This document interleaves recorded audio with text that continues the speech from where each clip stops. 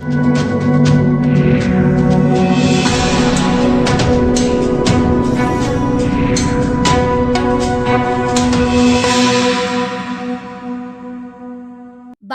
धाम के धीरेन्द्र कृष्ण शास्त्री पिछले कुछ दिनों से बहुत ज्यादा सुर्खियों में हैं और उनसे जुड़ी कई खबरें सामने आ रही हैं।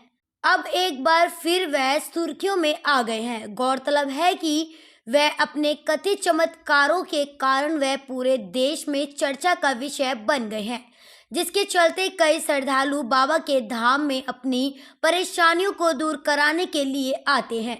कुछ मीडिया रिपोर्ट्स में ऐसा दावा किया गया है कि एक 10 साल की बच्ची को उसके परिजन बाबा के धाम लेकर आए, जिसे मिर्गी के दौरे पड़ते थे और बाबा के धाम पहुंची लड़की की मृत्यु हो गई। विष्णु कुमारी राजस्थान की बाड़मेर की रहने वाली थी, जिसे उसके पिता बुद्धराम, माँ धम्मू देवी, मौसी गुड्डी 17 फरवरी को बाबा के धाम उसे लेकर आए थे।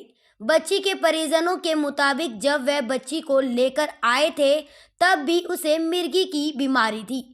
लड़की के पिता ने बताया कि हमने धीरेन्द्र शास्त्री बाबा के चमत्कारों के बारे में बहुत सुना था, इसलिए हमें अपनी लड़की को बीमारी से राहत दिलाने के लिए बागेश्वर धाम पहुंचना पड़ा।